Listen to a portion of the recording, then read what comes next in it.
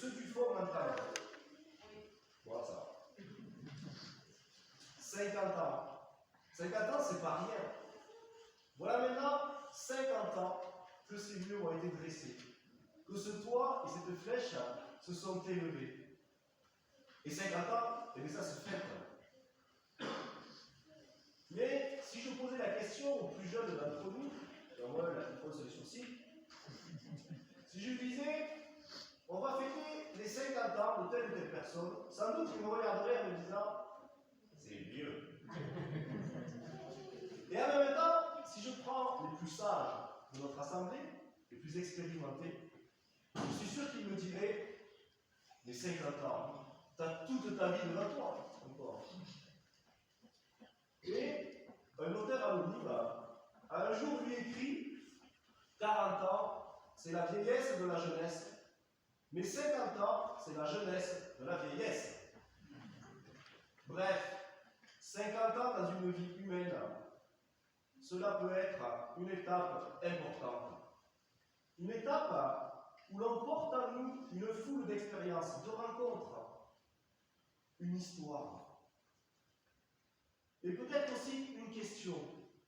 Maintenant, après 50 ans, vers quel horizon veux-tu aller? Et cette question nous est posée à nous aujourd'hui. Car, soyons bien clairs, nous ne fêtons pas aujourd'hui simplement les 50 ans de ce bâtiment. Nous fêtons aujourd'hui le peuple qui l'a bâti. Vous, vos grands-parents, et oui c'est vrai, je dois souffler, mais c'est vrai. Ceux qui ont participé, on a vu dans le mot d'accueil, on a toute l'historique un peu de ce bâtiment, mais des gens ont travaillé, des gens ont dessiné les plans, et des gens ont prié dans ce lieu depuis 50 ans. Ainsi, vous les Montgaillardais et habitants voisins, cet anniversaire est en premier le vôtre, et en premier celui de notre communauté. Il est celui de votre recherche de Dieu à travers les âges. Cette recherche qui a lancé vers le ciel cette pointe blanche de cette Église. Et cela rejoint la parole de Dieu qui nous est donnée aujourd'hui. Préparez les chemins du Seigneur. Ce cri de Jean le Baptiste. Préparez-vous. Cherchez à voir, à recevoir le salut de Dieu qui vient. Voilà ce que proclame Jean le Baptiste à Israël. Et pour cela, il s'entre dans l'histoire de ce peuple. On fait mémoire du livre d'Isaïe. Ainsi, on regarde vers le passé pour tourner Israël vers son avenir. Et son avenir, notre avenir, c'est Dieu qui frappe au cœur de nos vies.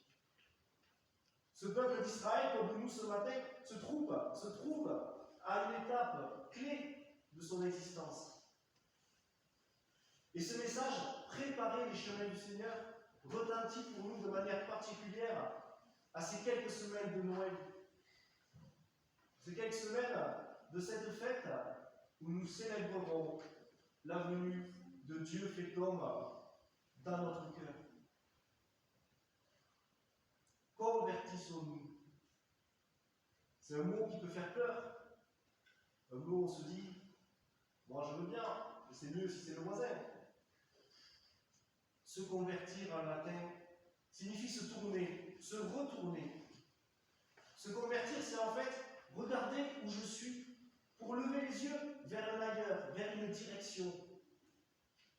Et si les yeux, comme on le dit parfois, sont le reflet de l'âme, alors laissons notre âme, tout ce que nous sommes, embrasser entièrement ce mouvement. Ce matin, quelle est mon histoire avec Dieu? Qui est-il pour moi? Vers quel horizon divin je veux me tourner?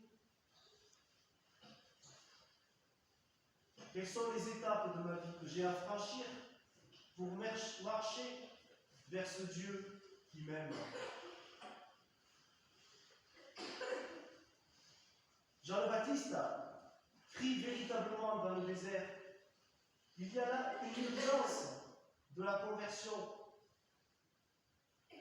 Et si comme moi, certains d'entre vous aiment à remettre les choses au lendemain, en se disant j'aurai le temps, peut-être ce petit enseignement des moines est pour nous. Un jeune frère dans un monastère isolé va voir Abba Poemen, un vénérable moine. Il est plein de fougue. Il vient de lire le récit de la conversion de Saint Augustin. Et alors il se sent prêt à changer de vie. Il se dit, mais si Augustin il l'a fait, mais c'est merveilleux, moi aussi, je vais me convertir, moi aussi je vais devenir saint. Alors enthousiaste, il raconte tout ça à ce vieux moine, qui l'écoute sans rien dire. Le visage et les yeux transmettent juste un accueil de ce que dit son jeune frère, un accueil de bienveillance. Et à la fin de son récit enthousiaste, le jeune moine lâche cette phrase. Mais bon, aujourd'hui je fais relâche, je me repose et demain, je me convertirai.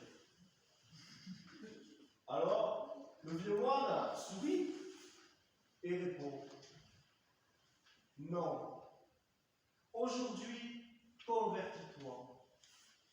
Et demain, que la volonté de Dieu soit faite. Alors oui, ne remettons pas à demain le premier pas que nous avons à faire pour marcher avec Dieu. Se convertir. C'est dire dans la prière, Seigneur, je veux marcher vers toi. Soutiens-moi. Donne-moi de t'accueillir dans ma vie chaque matin.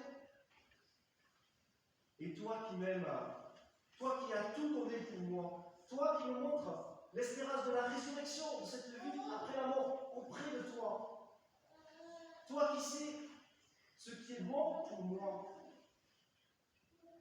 que ta volonté soit faite. Alors, en ce jour de fête,